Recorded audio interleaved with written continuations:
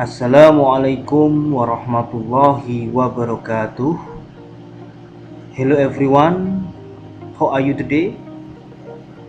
Bagaimana kabarnya kalian hari ini? Ya, jadi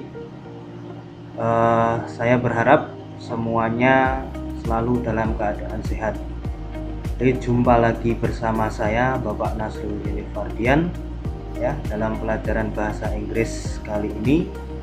Jadi pada kesempatan kali ini kita akan mempelajari materi baru ya. Kita akan mempelajari materi baru. Apa itu materinya? Silahkan disimak baik-baik video kali ini.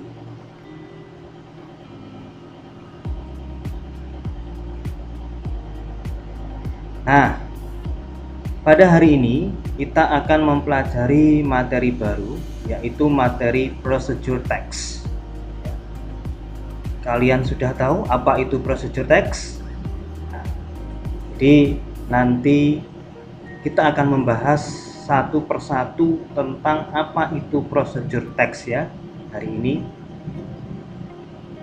Kemudian what will we learn today? Ya, jadi apa yang akan kita pelajari pada hari ini? Yang pertama kita akan mempelajari definition of procedure text.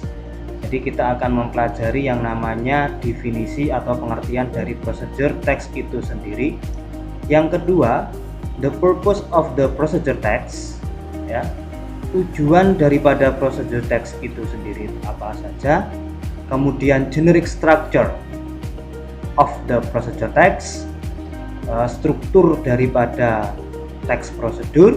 Kemudian language feature of the procedure text, ciri-ciri kebahasaan daripada procedure text itu sendiri. Dan yang terakhir nanti Bapak juga akan memberikan example of the procedure text atau contoh daripada procedure text.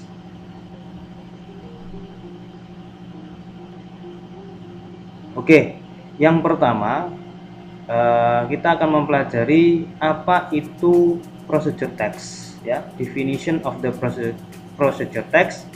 What is the procedure text? Procedure text is a text that explains, informs, or helps the reader on how to make or use something. Ya, jadi procedure text itu adalah sebuah teks yang menerangkan, menginformasikan, atau membantu seorang pembaca bagaimana cara membuat sesuatu atau menggunakan sesuatu. Jadi bagaimana cara membuat dan menggunakan sesuatu. Itu namanya procedure text. Ya, itu dari definition atau pengertian daripada procedure text itu sendiri. Kemudian yang selanjutnya, yang kedua, the purpose ya, tujuan. Jadi what is the purpose of the procedure text? The purpose of the procedure text is to show how something is made, used, or done through sequence of steps ya. Jadi silahkan diidentifikasi di sini ada steps ya. Jadi the purpose atau tujuan daripada procedure text itu sendiri adalah untuk menunjukkan bagaimana sesuatu itu dibuat, digunakan, atau dilakukan melalui beberapa tahapan. Di sini ya, ada beberapa tahapan. Kemudian yang ketiga, generic structure of the procedure text. Jadi struktur daripada procedure text itu sendiri. Apa saja sih? Di sini ada tiga. There are three elements of the generic structure of procedure text. Yang pertama itu ada goals ya, atau tujuan. Goals. Introduce the thing which will be explained. Jadi kita menunjukkan terlebih dahulu, memperkenalkan terlebih dahulu apa yang akan kita explain atau akan yang diterangkan ya, akan dijelaskan. Itu nanti ada di goal. Kemudian yang kedua itu ada material ya, material. Describe the material or equipment needed. Jadi mendeskripsikan material atau equipment, peralatan-peralatan yang dibutuhkan. Itu ada di yang kedua, material. Kemudian yang ketiga, steps atau langkah-langkah. Describe how the step or instruction are done step by step. Jadi mendeskripsikan bagaimana langkah-langkah atau instruksi-instruksi itu dilakukan step by step, ya. Itu ada 3 di sini generic structure. Yang pertama ada goals, yang kedua ada materials, dan yang ketiga ada steps. Oke. Kemudian yang selanjutnya kita akan mempelajari tentang language feature of procedure text, ya. Ciri-ciri kebahasaan daripada procedure text itu sendiri. Apa sih? Yang pertama, dalam procedure text itu menggunakan simple present tense. Ya, masih ingat toh, bisa simple present tense itu yang seperti apa? Jadi simple present tense itu adalah kalimat yang menggunakan verb one, ya, menggunakan verb 1. Itu namanya simple present tense. Kemudian yang kedua itu use imperative sentence, ya, imperative sentence atau kalimat yang merujuk ke kalimat perintah. Contoh di sini Bapak mencontohkan ada cut the paper, potong, ya, paper, kertasnya. Kemudian wash your hand, ya, wash your hand, berarti cuci atau bilas tangannya, tangan kamu. Kemudian put the sugar in the glass, ya, jadi masukkan ini gula ke dalam gelas, ya. Ini di sini kan kita bisa melihat merujuk atau cenderung ke perintah. Jadi imperative sentence itu memang cenderung ke perintah, ya, kalimat perintah.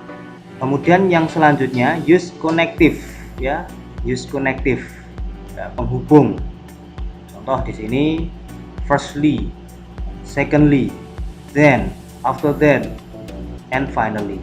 Tapi sebenarnya nanti juga bisa ini menggunakan angka, ya, menggunakan angka itu juga bisa konektifnya, ya. Nanti ini letaknya nanti di steps, biasanya seperti itu. Terus yang selanjutnya use adverb atau kata keterangan. Contoh for about 2 minutes, and then slowly, well, dan sebagainya, ya. Ini merupakan language feature of the procedure text.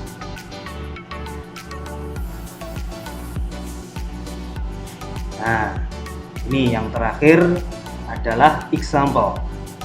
Jadi Bapak di sini juga mencontohkan, memberikan contoh ke kalian example of the procedure text.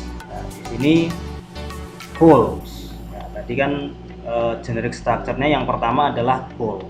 Goals itu yang apa namanya, yang akan diterangkan atau yang akan dijelaskan itu apa. Nah, di sini how to wash your hand properly. Jadi bagaimana cara mencuci tangan yang baik, ya, yang sesuai. Jadi goalnya seperti ini. Kemudian yang kedua materials, ya, seperti tadi materials yang kedua, ya, generic structure-nya. Di material yang kita gunakan itu apa saja? Yang pertama clean water, and then yang kedua soap, sabun, yang ketiga tisu atau clean towel, tisu atau handuk yang bersih. Itu materialnya. Kemudian yang terakhir itu steps, ya, steps itu tahapan-tahapannya, ya, tahapan-tahapannya atau langkah-langkahnya. Yang pertama, go to the bedroom or the closest sink where you can find clean, ya. Tuh, jadi silahkan pergi ke bedroom atau closest sink, ya, atau apa itu namanya yang untuk mencuci tangan itu, ya, yaitu silahkan dicari dengan ini go to bedroom or the closest sink where you can find clean, ya. Kemudian yang kedua, turn on the tap and wet your hand with the running water. You can use warm or cold water. Jadi nyalakan kerannya dan basahi tangan dengan air mengalir, bisa menggunakan air hangat atau dingin, ya.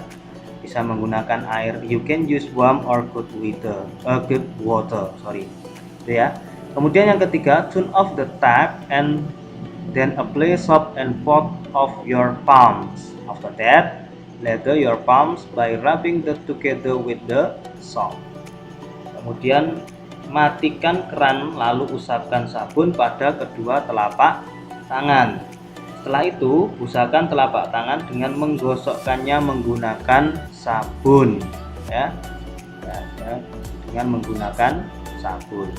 Yang keempat, spread the lather to space between your finger, under your nails, and also to the back of your hand. Oleskan busa pada sela-sela jari, di bawah kuku, dan juga pada punggung tangan. Yang kelima, keep on scrubbing for at least 20 seconds. Teruslah menggosok setidaknya selama 20 detik. Yang keenam, turn on the tap once more and rinse your hand with the clean water. Make sure no more lather remains on your hand. Nyalakan keran sekali lagi dan bilas tangan dengan air bersih. Pastikan tidak ada lagi busa yang tertinggal di tangan, ya. Tidak ada busa yang tertinggal di tangan. Yang ketujuh, dry your hand using some tissue or clean towel, ya. Keringkan tangan menggunakan tisu atau handuk yang bersih. Yang selanjutnya, yang terakhir, your hand is now clean and free of germs. Tangan Anda atau tangan kalian kini bersih dan bebas daripada kuman, ya. Jadi ini tadi anak-anakku sekalian merupakan contoh daripada teks prosedur, ya, prosedur teks yang judulnya atau goalnya how to wash your hand properly, ya. Jadi ini nanti bisa digunakan sebagai referensi, ya, referensi untuk kalian. Jadi sebenarnya banyak sekali contoh-contoh yang ada yang kalian bisa temukan di buku ataupun di internet, ya. Di ini tadi pembelajaran yang atau materi yang bisa Bapak sampaikan, semoga bermanfaat, dan silahkan untuk mencari atau menemukan informasi terkait prosedur teks, ya, dalam sumber yang lain. Terima kasih and be happy learning. Wassalamualaikum warahmatullahi wabarakatuh.